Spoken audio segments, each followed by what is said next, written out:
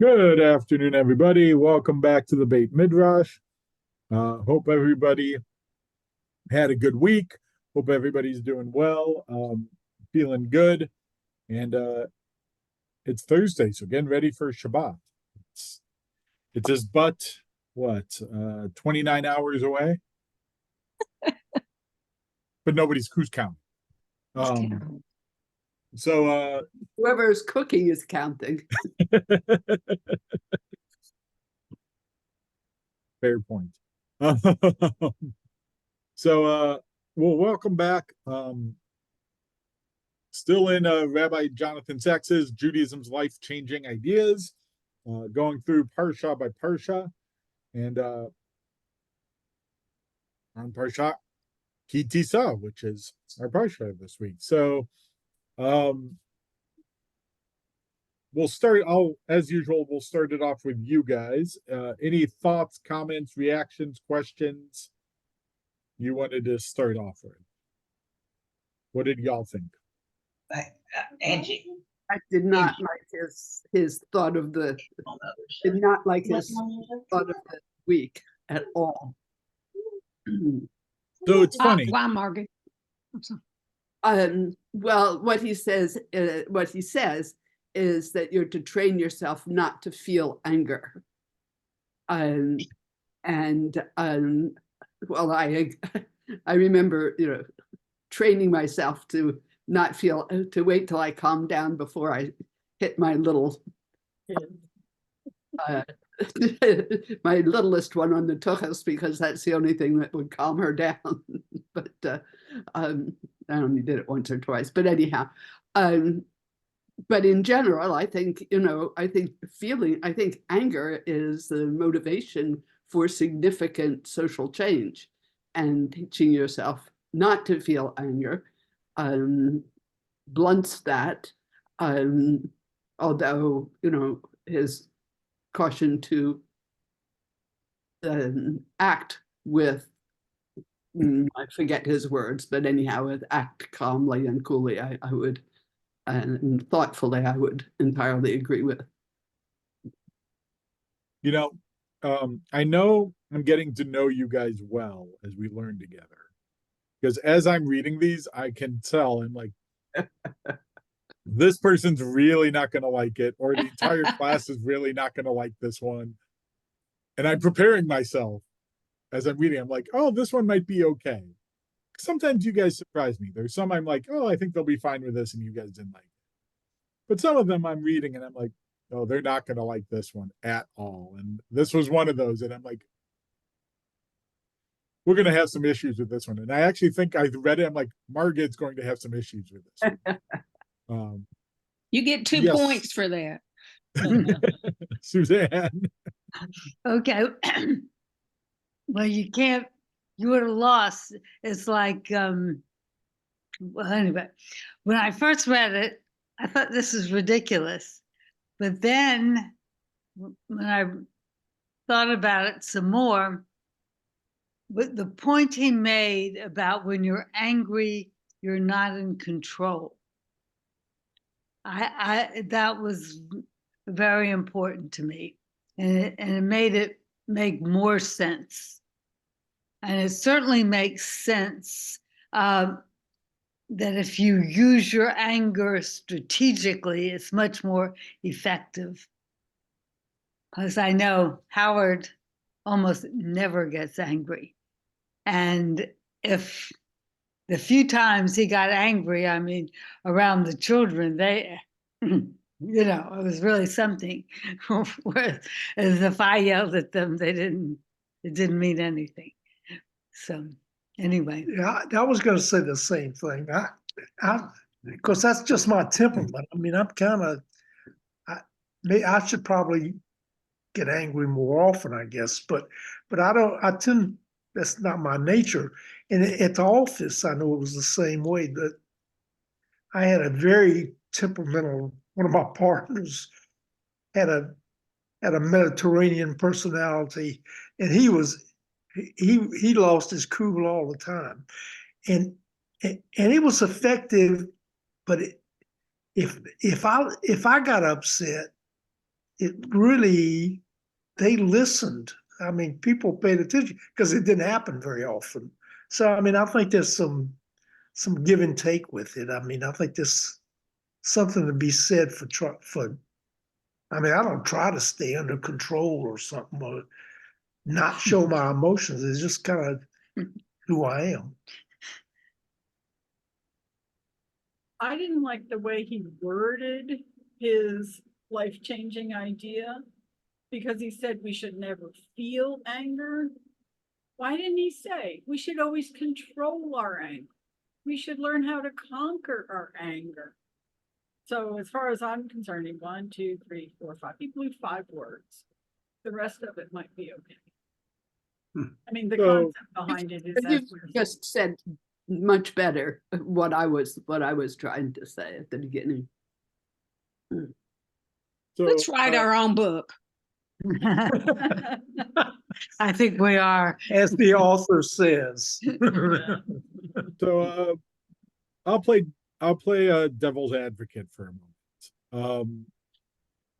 You know, once upon a time, and I feel like I can no longer say just like, oh, the rabbinical school. I feel like it's like I'm like, oh, like once upon a time, way back when I was in rabbinical school.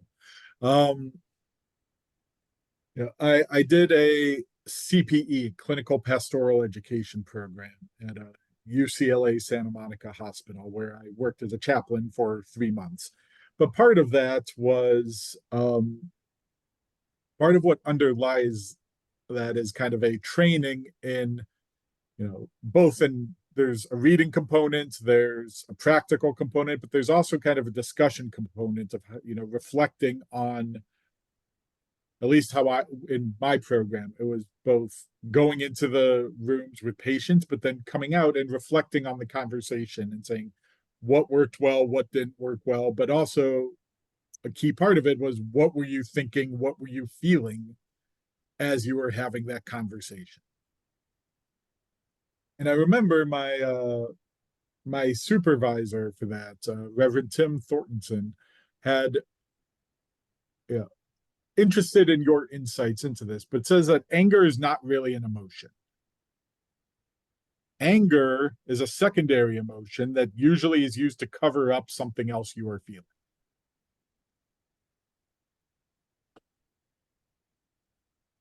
So, thinking of it that, is there a way we can not feel anger because we recognize that the anger is actually just something covering up something else, and we have to get down to what that something else is, whether it's shame or pain or fear that's what we're reacting to, and we have to deal with that without the anger rather than trying to cover it up with the anger. Throwing that out as a possibility. That's like you went to psychology school. That's one of the things that we were, you know, worked on during. I did have a major in psychology. So. During my internship and further training. Yeah. You know, I once read a whole book on anger, and I would have read some in it, more in it, except I was expecting to not be here today, and so I forgot about it and had to read the portion very quickly. But Rabbi, I agree with what you're saying. I think many times anger is a secondary response, although it feels like the primary response. And the gist of the book, it was a look at what happens neurologically, and it was a scientific look at outcomes. And all I can remember is that it was negative, and it changed my perception about anger completely after I read it, and I made efforts to not give in to just the emotion, because the emotion of anger itself is like a drug. And some people are addicted to it. It causes certain neurological responses, and certain people are addicted to to it, and you can watch them find a way to be angry about a situation, if that makes sense. I'm always hesitant to delve into this territory in front of Dr. Lindner, but there is some evidence of, the more you practice a particular emotion, the more likely you are to experience that emotion. So, if you're like Howard and you don't get angry all the time, then your brain doesn't naturally go to that angry, isn't wired for that anger to go through. If you're like his partner who did get angry more often, then your brain more quickly is wired to go into that angry state. So, and you can train yourself out of that. You can rewire and retrain your brain out of doing it. It's just not easy. It takes time and effort, but you can. I would agree with that. Just yesterday, I had an experience that was kind of strange. I was teaching. I teach creative writing to a group of critically at risk youth. So these are, and there was a young man. He's of high school age. He's probably 17, 18, and he's really a big guy. And in retrospect, I think this young man is probably a behavior problem in public school, or I don't know what his issues were, but he kept talking while I was trying to talk. And I finally just told him to move.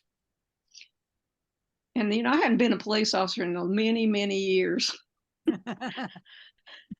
And I have, the class has gotten out of my control many times, but I just didn't even think about it. I said, move, go, you move over there.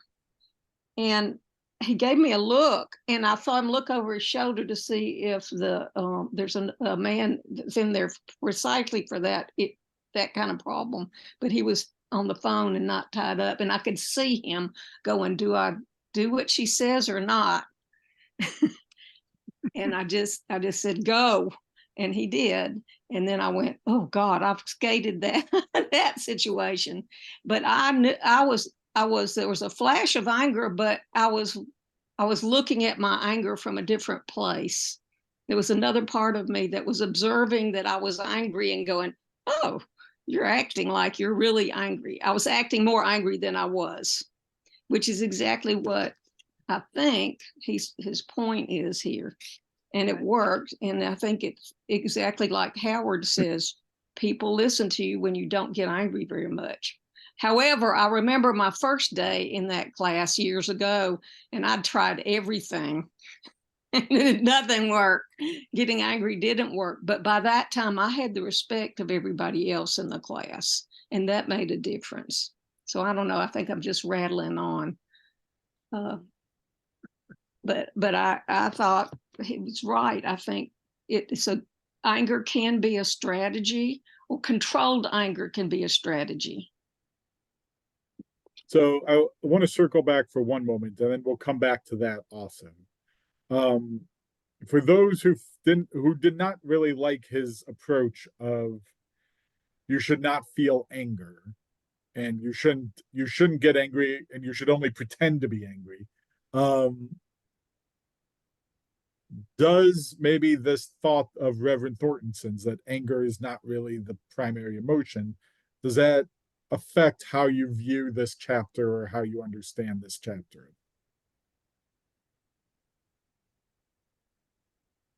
Repeat your question again. It was a long question. Now I gotta go say it again.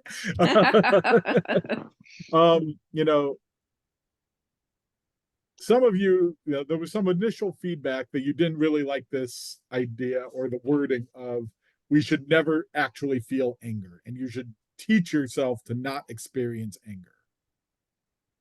And there was some pushback initially about his phrasing and what his teaching.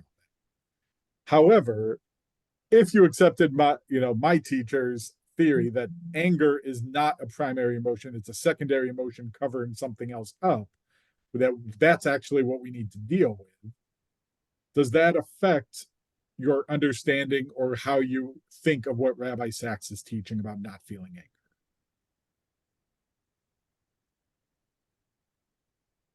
Well, I think there are,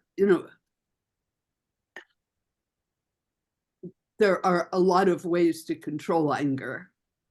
And one of the ways to control anger is to figure out where it's coming from and why you have that feeling. I'm not sure that that only applies to anger, by the way, but we'll stick with that.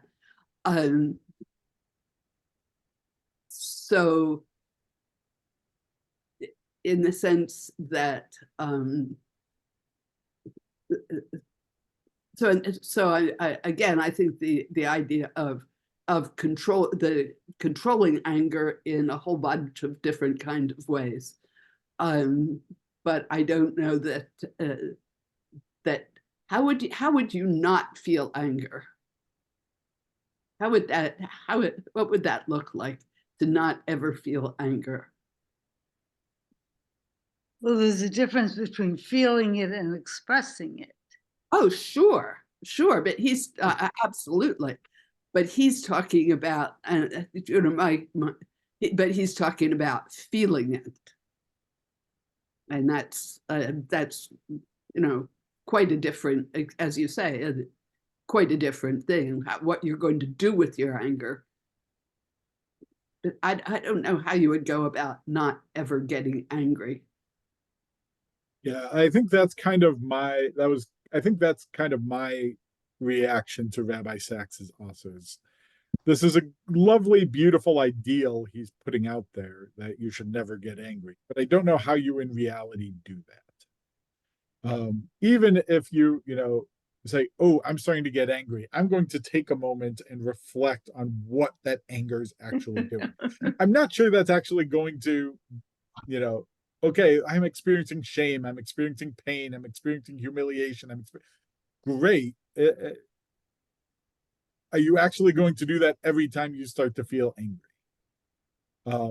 Like realistically. I think it happens too fast to do that. It does. Yeah, yeah. I mean, it's look, just there. I think if you are really good at mindfulness, you can probably control it and identify it as it's coming and be able to step back from it. But not all of us are that good at mindfulness, and that takes a long time to train also. Well, it basically, I think it comes from the back of the brain, and or down deep inside. TK has probably read this stuff a lot more recently than I have in the book that she's been reading. Hippocampus. In the hippocampus, yeah. It comes from right. It comes from the hippocampus. It comes Hippocampus, and it comes quickly. The back of the brain and the frontal lobes, which is where all this rationalization and figuring out what is, the frontal lobes work more slowly, and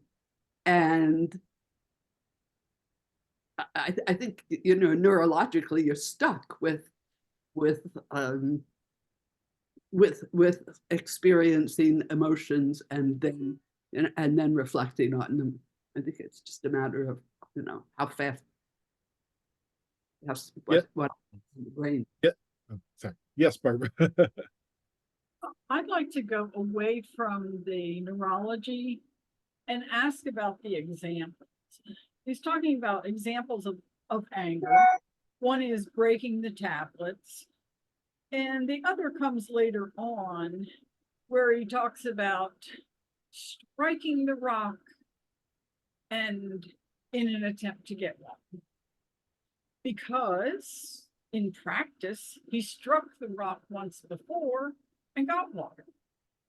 But the second time when he strikes the rock, the big story is, well, you shouldn't do it this time because I didn't tell you to strike the rock. I told you to ask the rock nicely for water. As a geologist, I must say that striking works a lot better than asking when you're trying to get water out of the rock.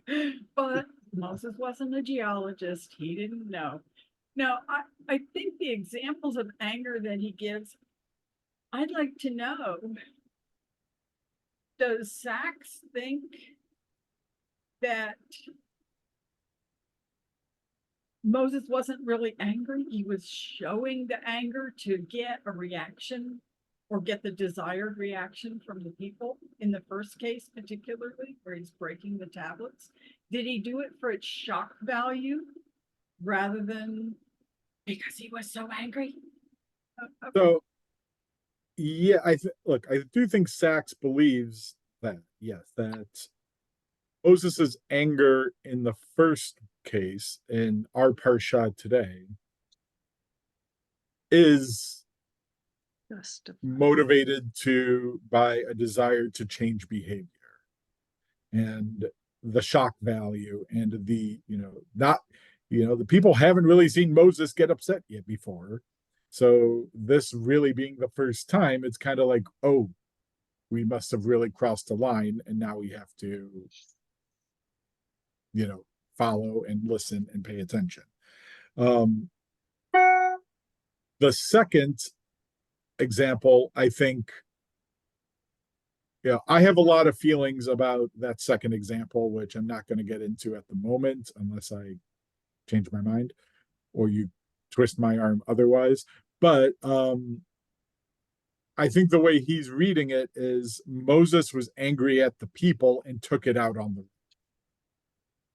And took it out on the rock. Yes. And so,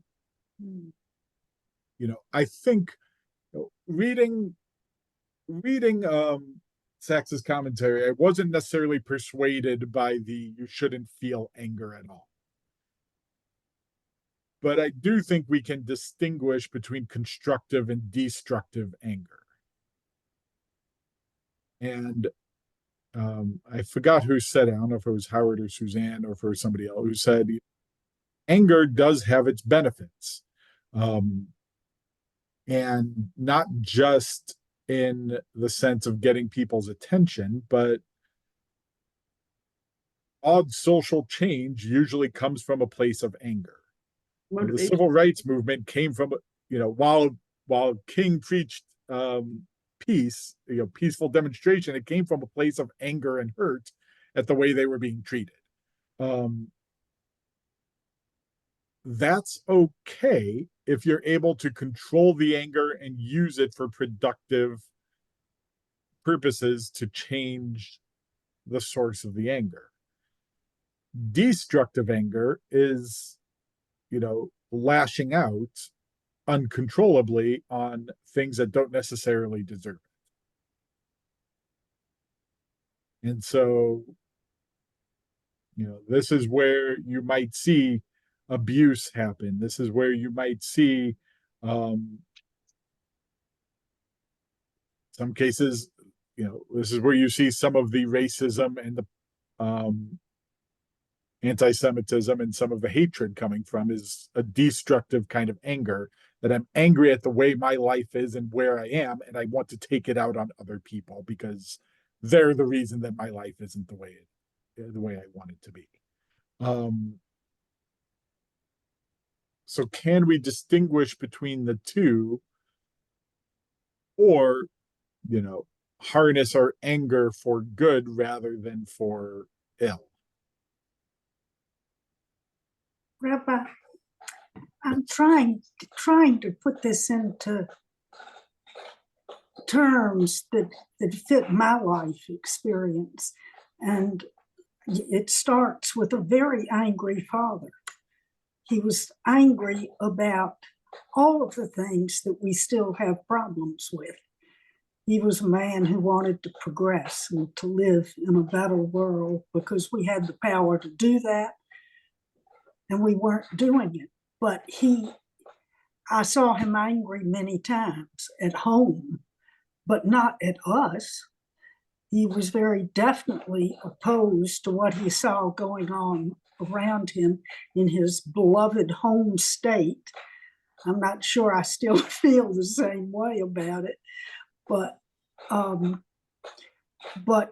to counter the kind of anger I know he was capable of, there was the posthumous and even while living accounts by people writing for the newspaper or some kind of an association giving him an honor, that he was a gentleman. He was never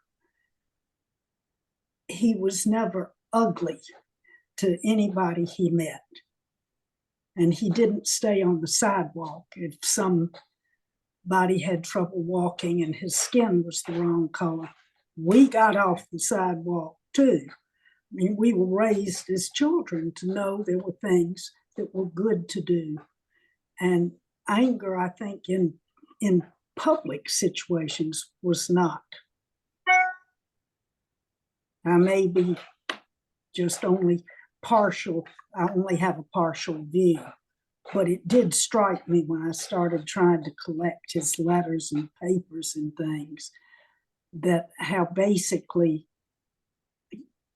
one page he was angry and the next page he's sympathetic and gentle and understanding and accepting all people, even the ones who were making him angry.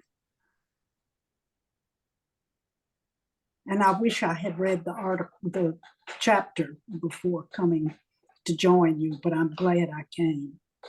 Thank you. I'm glad you came too.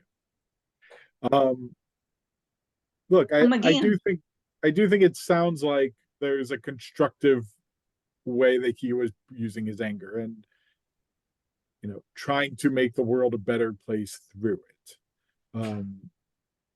But you kind of said the key part there that, you know, he didn't take it out on you or on other people that didn't deserve it. I think that's a little bit, so I think that's the part that I think Rabbi Sacks, and where I think a lot of the Jewish tradition wrestles with this, is that he could have done that. He could have seen all the suffering and taken it out on his children. He could have experienced it himself and taken his anger at the world out on other people. And he didn't. But we know that people do that regularly, and that anger can cause us to lose control. And that's what I think the rabbis wrestle with, is, and why, you know, Maimonides is saying don't get angry at all, because you'll lose your power of control when you do that. So the tradition wrestles with this a lot, and there's a lot there, you know, he only really cites Maimonides, I believe, right? But there's lots of teachings in the Jewish tradition about the dangers of anger and not getting angry, and how anger is a bad thing, and how you should not get angry, and how you should control yourself. And I think a lot of it stems from this concept of not being able to control it once you experience it.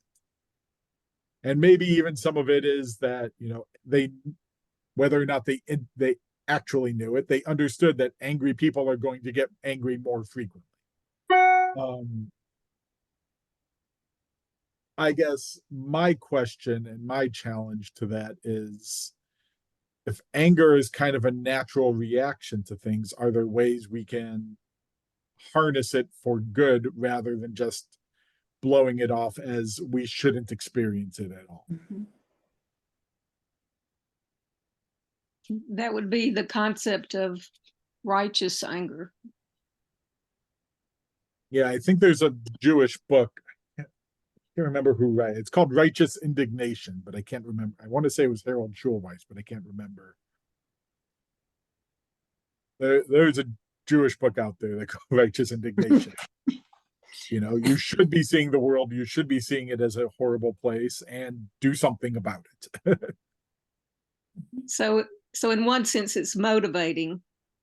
It's a feeling that might motivate us to do something about something that is wrong.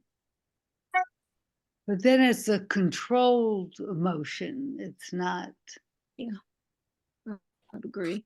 It's not controlling you.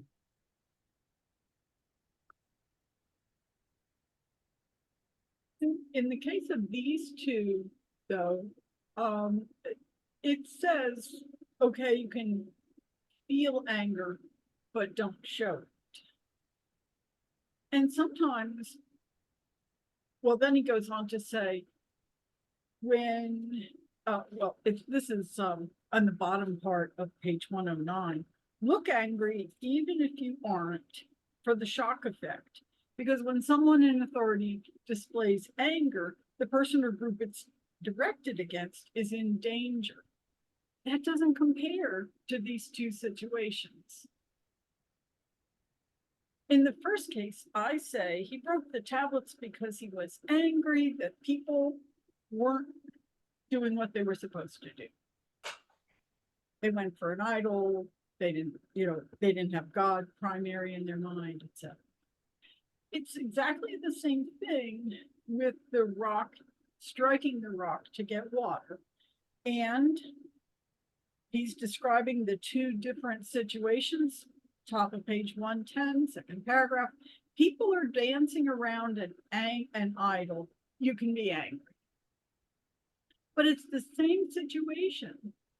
He says you can't be angry. There's no water and the people are crying out in thirst. It's the wrong reaction. On one hand, the story is that Moses is upset, or they're saying that as the reason here. Moses is upset because the people are crying because there's no water. It's the same thing. They're not believing that God is going to provide the water, and he has a reaction. He doesn't believe that God is going to provide the water. And So I don't agree with the show your anger angry, show you are angry, don't show you're angry. Where were the people in danger the first place? Where were they people in danger the second place? It's not always, anger is not always because of people in danger. Oh. So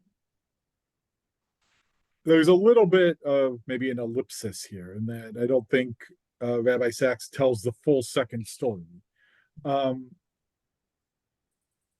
I think the way Rabbi Sacks is reading it, in the first story, in Ki Tisa with the golden calf, there is a shock value in Moses standing up there, holding the tablets that God hewed, what's the past tense? Cut. Yeah.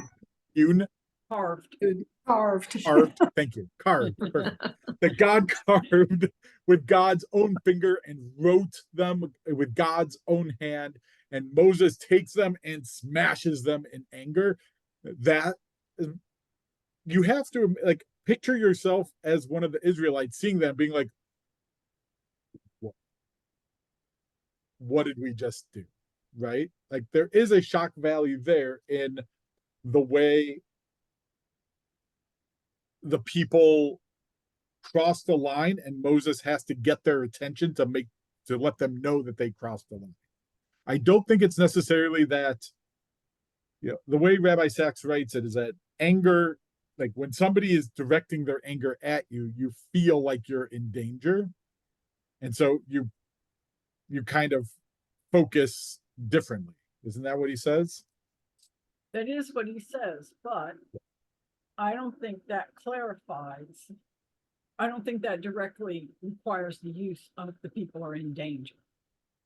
No, I think, but Moses is giving them the impression they are in danger with his anger to get their Danger attention. from who? From him?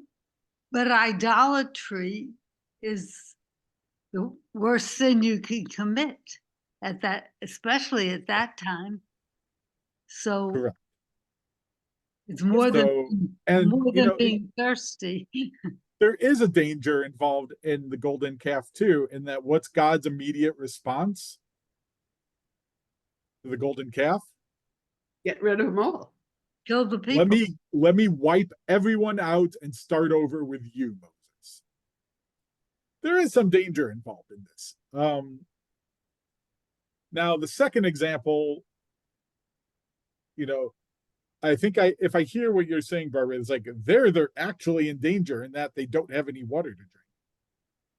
Here's the difference is that immediately preceding God telling Moses to talk to the rock and Moses hitting it instead, Moses' reaction, the people say, Moses, there's no water, we're thirsty. And what's Moses' reaction? You rebels, you unappreciative, you're unappreciative, you're rebellious. How long are you going to continue telling us that God's not going to take care of you? How long are you going to keep doing this? This is ridiculous. He yells at them. And then God says, speak to the rock and give it water. And Moses says, fine, bam. So the way that reads is more that Moses is taking his anger at the people out on the rock. His anger is not at God for not providing them water. It's not that the people don't have water. He's not angry at the situation. He's angry at the people for complaining.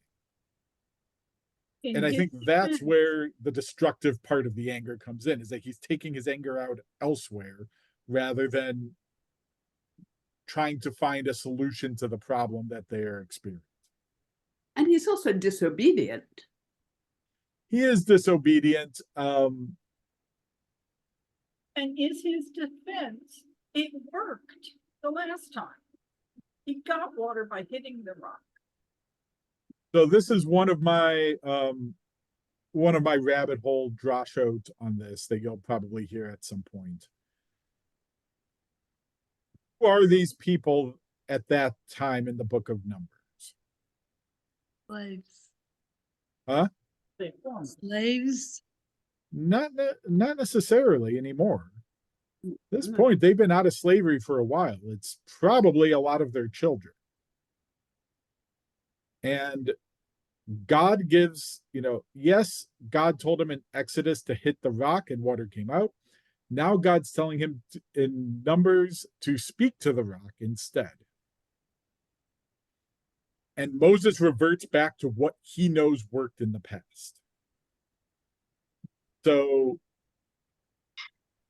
one way to understand this story is not that Moses is not necessarily a punishment, but that Moses is not the right person to take them into the land of Israel, because that takes a different kind of leadership that Moses can't adapt to. That Moses needs a new leadership style for a new group of people that he can't.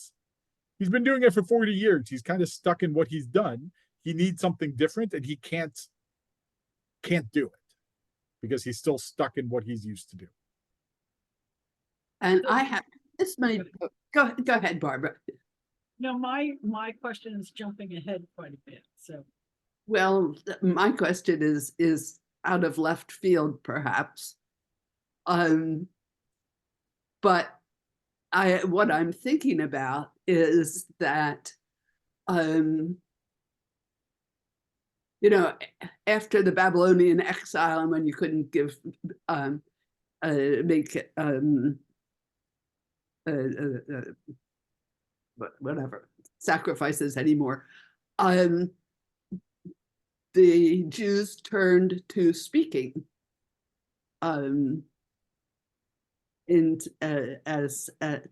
language instead of to sacrifices. Now, this may be way out of the, but it does seem to me sort of to prefigure a change in how the religion is to develop. Yeah, I mean, it's a little bit unclear what they did in Babylon during the Babylonian exile. There clearly were a group who stayed faithful and loyal and wanted to return back to Jerusalem. But it's not entirely clear what they did religiously during that time. It does seem the synagogue as a construct started to formulate during that time. So they gathered together. What they did is a little unclear. I don't think anybody really knows for sure. Because you're right, they didn't sacrifice. There's no indication that they were, trying to bring the temple ritual with them to Babylonia. But what they did do is kind of unclear. It seems prayer as a replacement, or at least a parallel with the sacrificial system, doesn't develop for a couple hundred years after. That seems to be more of like a 1st century BCE, 2nd century BCE is when that really people start to pray in groups, and that starts to develop a little bit, but doesn't really take off until after the destruction of the Second Temple. But what did they do is not really clear during that exilic period.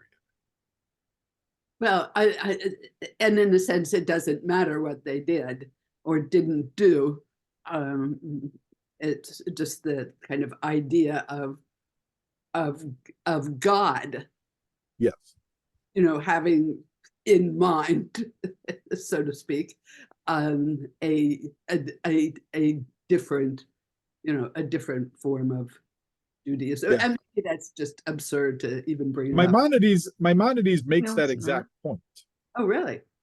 Maimonides makes the argument that God never actually wanted people to sacrifice animals. Oh, right. Because God knows that that's kind of cruel, and that what God really wants is for us to use our rational brains as a way to connect with God. Prayer is like a close second. God really wanted that, but that God knew that looking at our ancestors who were surrounded by people who were sacrificing animals, if God had commanded them, no, don't sacrifice animals, do pray with your mouth and use your rational brain instead, they would not have been able to comprehend it. So his argument is essentially God gave them the sacrificial system because that's what they needed at that time, in the hopes that they will evolve past it over the centuries, which we did. Yes, Howard. I want to go back to the rock and Moses and God. And it seems to me that God reacted fairly harshly to Moses doing something he had done before. And I could see where he might punish him, but that to not let him cross over, that was a big deal. And I wonder if God may have been had lost his cool and gotten mad, which is where we're at with this thing. So That was I my will question. Thank you, Howard. So here's what I will say. So there's a couple of different ways to read that text. One way is kind of what I said, is that I don't think God's necessarily angry and losing God's cool. I think God has realized that Moses is going to need to adapt his leadership in order to lead them into the Holy Land. And he can't do that. Conquering, it's one thing to set up the rules and to set up the laws and to be the lawgiver. It's something very different to conquer a land and be able to transport that into the land. It's entirely possible that Moses is just not the right person to do that. And this incident of the rock demonstrates it.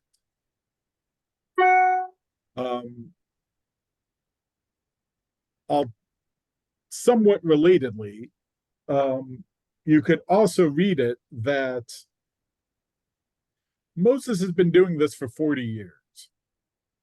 That's a long time to be leading this people. It's possible that Moses is burned out and he's done. And why, there's a couple different reasons Moses got angry.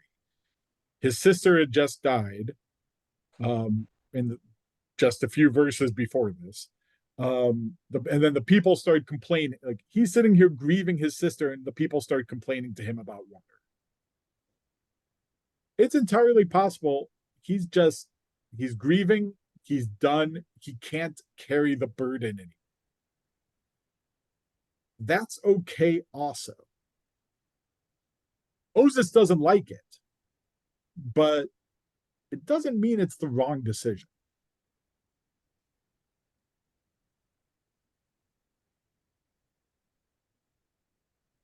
That's kind of my 2 cents. I practiced 40 years. They let me retire. They didn't kill me. They didn't kill him. Well, I mean, yes, he didn't. I mean, you weren't 120 years old either. So when you retired, you retired a little younger than Moses did. That's all. I think DK, you sound like you had something. I was just going to say that I appreciate that insight into the incident, because before that I didn't really get it, and now I can see how the explanation is about. It's more than obedience is really about. It's not just obedience. It has to do with being flexible and being able to change.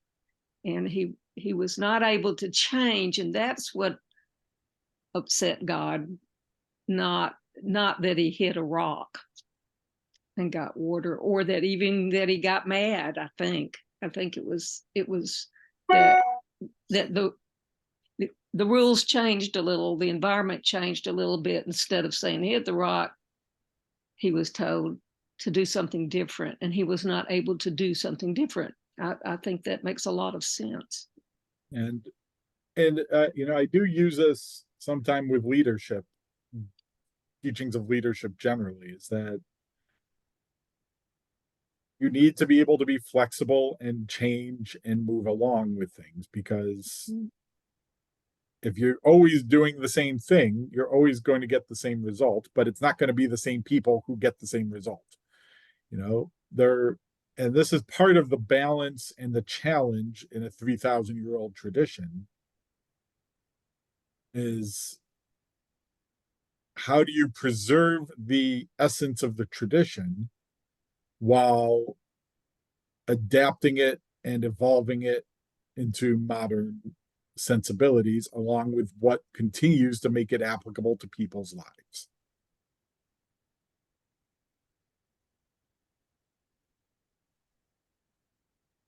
Barbara, you look like you had something before too. So you're muted.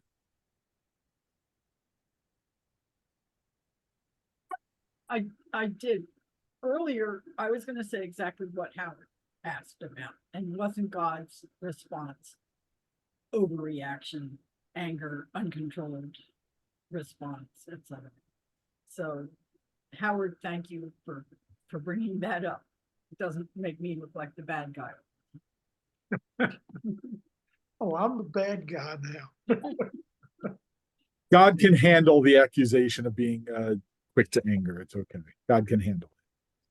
Well, another thing I would say about it is, if you look at the Torah as history instead of instruction, it's a convenient reason to have Moses not get to cross the Jordan. Yes, I mean, it's a convenient story historically. And as I often say, like, reading the Torah historically, you kind of lose the point that there is something it can teach us today. It does have something about how we can live our lives, and this teaches us something about how to live. But Rabbi, I didn't meet you until I was way over 39. Prior to that, I was reading the Torah as ancient history account, written by a bunch of different people, but somebody had to come up with these stories, and look how much use we've made of them, as of many other people. Well, I'm glad I was able to meet you when you were 39 so that we could start this time. Right, given that you were probably 1 or 2. I have a different question, and it's off the point, but I'd like to ask it.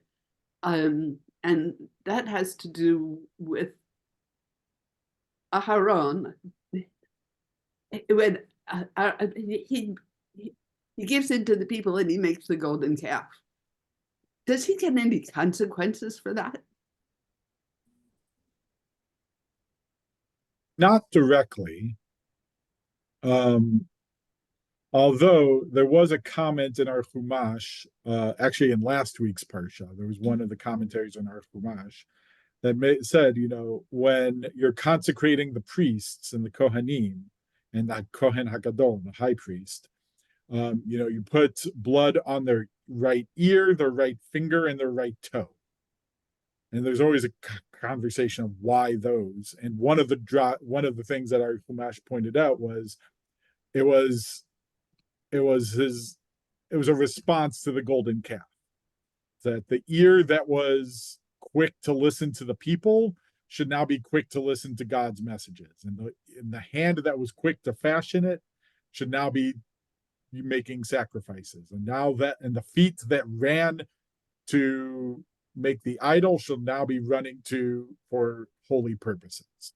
So in that sense, in that reading, it's kind of a tikkun, it's a repair as a way of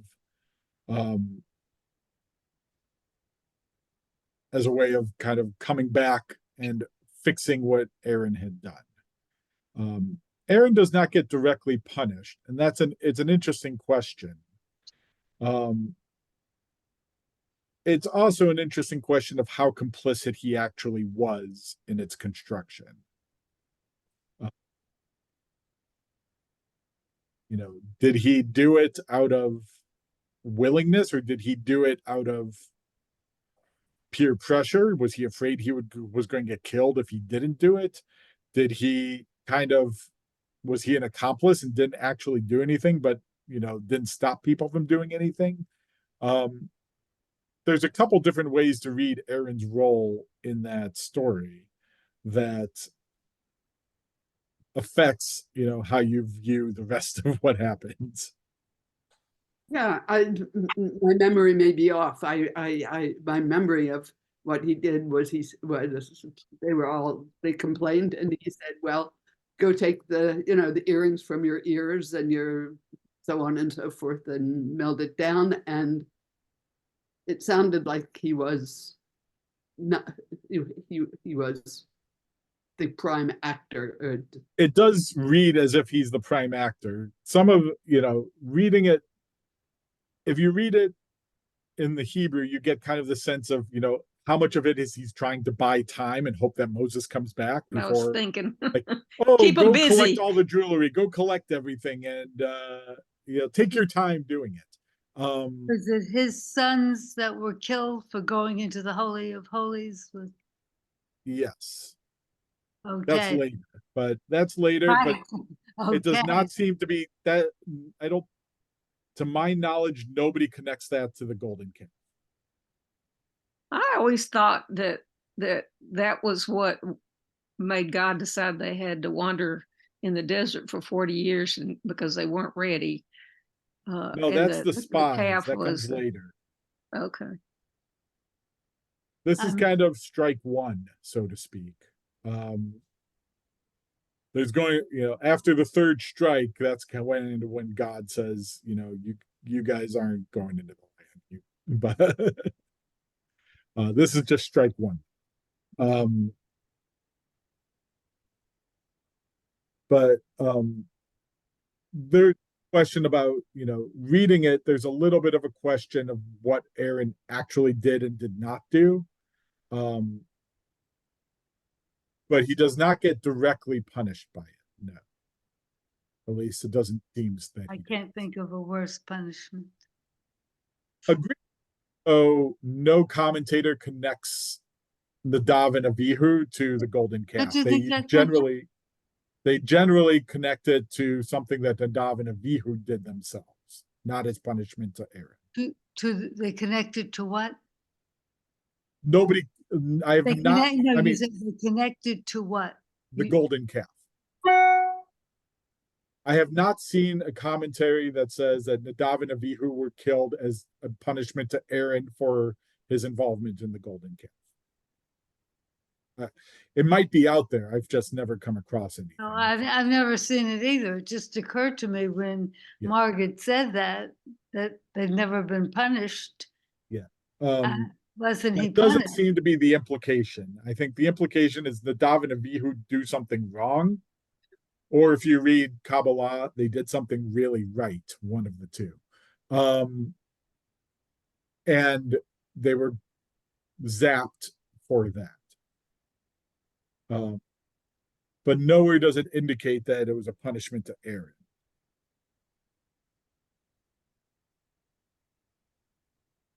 So, all right. Any last comments before we wrap up? Thank you, Rabbi. Yes, kol hakavod. Everybody.